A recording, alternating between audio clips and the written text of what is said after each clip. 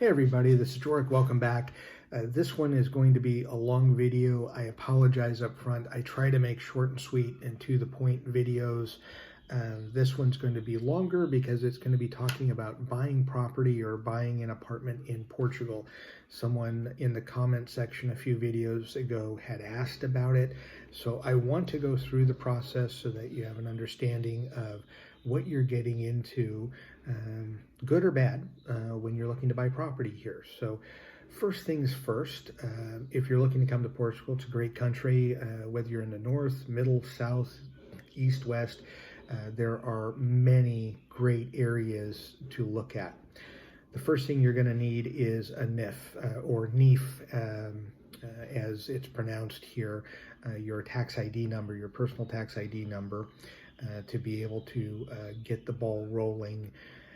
With that, you need to figure out where you want to live. That's the most important thing, right? Location, location, location.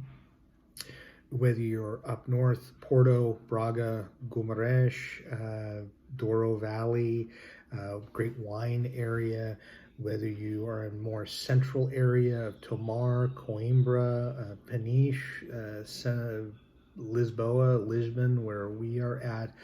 You go more to the south to the Alentejo region, or Setúbal, or it's pronounced Setúbal, Sesimbra, or you move down to the south to the Algarve, which is beaches as far as the eye can see, beautiful area. You name it, we've got it here. There's a lot of diversity packed into Portugal as far as where you want to be. But of course, like buying any property, you got to figure out what your budget is and your range. And then once you have that, start looking. So you're going, well, where the heck do we look for stuff? I would recommend Idealista PT. I'm going to put that in the description. It is an aggregate of all of the listings from different companies, both international and Portuguese, for places. So if you want a particular city or village or town or area, you can type that in and it's going to give you everything that's listed. I can tell you that it isn't always the most accurate. So when I'm going with that is, if you're looking for a beach property and there's a dot that's right on the water, you have to look into the listing a little bit, because sometimes that may be a few blocks back and there's no water view, but you think it's, well, the dot's right on the beach, so it must be a beach view. I would say that other websites that have US-based companies like Remax, Century 21, Keller Williams, they all have sites. And along with Idealista, they have maps of areas that you can pick and choose. Those websites are a little more accurate. So when they have a dot on the water, or they have a dot next to a certain monument or place, it will probably be a little more accurate. It'll at least be on the same street and probably the right building. So Idealista is a great place to start. But once you find a property, usually on there, it'll show you who's listing it, what company, whether it be an international company or a Portuguese company. So you can go to that website and get maybe a more accurate listing of exactly where it's at. But once you find a place, it's not much different than the US. The next step, you make the offer. Quick note, in Portugal, the negotiation, from what we've been told by numbers of realtors as well as our experience, it's about a 10% negotiation as far as the list price and what you can get it for. Now, with the pandemic, you might be able to get something that's far greater. We're curious to see, making this video for June of 2021, and I'm just curious to see if all of a sudden the bottom falls out and you're going to be able to get great deals or not.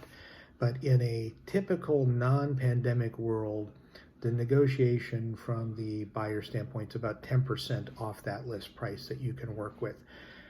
Not much greater, and it doesn't matter how long the property's been out there. It could be for sale for 2 years and you're going, great, I can get a killer deal on this. Not so much. Sometimes they're okay holding the property and they won't negotiate much off that 10%.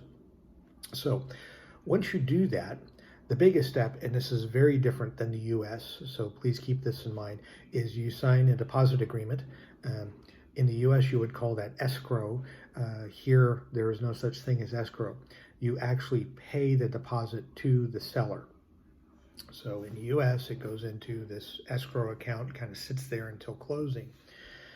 So there's a little trepidation there. You're going, wait a second, I'm giving the seller money? What's going on? Well, it's not like the seller can run off with it. There's guarantees in the deposit agreement. So it's almost like the seller holds it as escrow as opposed to a third-party bank holding the money as escrow. If you back out, you don't get the deposit back. If they back out, then you get your money back. Oftentimes, you will get the money back plus some sort of gain along the way. But for the most part, you get your money back unless you decide you don't want to move forward. So that's something to consider. Also, deposits, when you're looking at initial deposit, it may be 10 or 20% to the seller. But if you are going to get a mortgage and you're not buying outright the property, I will say this for U.S. non-EU residents and non-Portuguese, of course, you're looking at 40% down payment. So that's something that's usually twice as much as what you do in the U.S. And many times in the U.S. you don't have to put down 20%. Here, 40% is the norm for a non-European resident. So just keep that in mind. It's a much bigger check that you're going to be writing to get that property than what you would in the U.S. You're going to put more skin in the game here, if you think of it that way. So once you go through that and you've got the closing agreement, then it's just to hurry up and wait. Much of its closing time is similar to the U.S. as far as 30 days close. There may be some parameters where it takes 60 days. Some of that depends on where you are. If you're in the U.S., you might have to book a flight to get here to do closing. If you're here, they're not going to expedite something within 7 days. But if you're here for, let's say, a month or a couple of months, then usually they're going to be able to get that closing done. But in our case, we had closing set up to where we could fly in, do the closing, spend some time in Portugal, and then fly back to the States. You may want to set that up in the deposit agreement for a time frame so that you can also be here for that event. You could get an attorney. I have no experience with an attorney in closing. I also don't know anybody that has had an attorney present versus themselves present as a closing, so I don't feel comfortable talking about that because I don't know anybody that's done it to where I can give you accurate information. So closing, you're ready to close, you're here, there's a closing date. It is different from the US as well. Everybody's in the room. In the US, you have the situation where you go to a title office, usually it's just you and one other person, you're thumbing through papers and signing your life away. Here, it works a little differently. There aren't as many signatures. It's more initials on pages. The process still seems to take as long, but everyone is in the room. You as the buyer, the seller is in the room, the bank is in the room, a notary is in the room, there may be a third-party official in the room as well. We had 8 people in the room when we closed the property, and it was a very formal process. So at the time of close, you would pay any additional fees as far as taxes, whatever else that might be involved to settle up to get the property. We were given that amount ahead of time, so we were able to go get a bank draft that had that amount. So when we sat down, they go through the process. Everything is in Portuguese. Our realtor showed us what we needed to pay attention to, interest rates, length of term, things like that. And then after that, we formally handed over the closing fees to the seller, and then the seller handed over the keys to us. It was a very formal transaction, maybe very old school, which is something that you don't see in the US. So that was unique and a little bit different. Once you're done with that, the closing's done. What we did is we knew the utility companies ahead of time. We had asked our realtor, what do they use for electricity? You might have gas. What about phone and internet service, things of that nature? What about water? So we knew that, and we had looked at bills from the previous owner. That was part of the sale package. So we had already contacted them, and all we did was call them once the close was done and say, please, could you change the water from their name to our name? That process was very simple and similar to the US.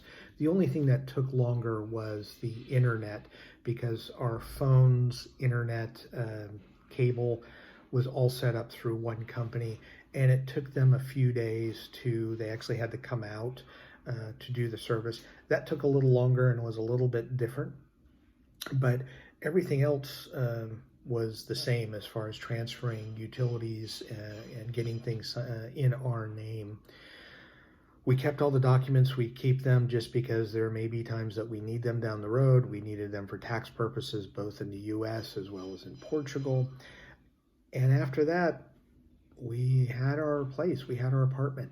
And you would have, whether it be your farm property, an apartment, a home, if you're able to secure one, and mostly outside the city center, or commercial building or business, you name it, whether, regardless of what type of business you're looking to get, or property, I should say, that process is the same. So how you go through it, I would start looking on Remax Portugal, Century 21 Portugal, Idealista Portugal, you name a company that you like as far as a real estate or a realtor company. Start looking at properties and see what you can find, and start working with a realtor to find a place in Portugal. So I apologize, that was a very long video. I try not to make long ones, but there's a lot going on with the buying process, and some of it is unique and very different than what you get in the US. So I wanted to make sure that you were aware of that. So as you're looking for things, I hope you enjoyed the video. I hope it wasn't too much fluff. It was no nonsense. And hope you're doing well, and have yourself a great day. Thank you for watching.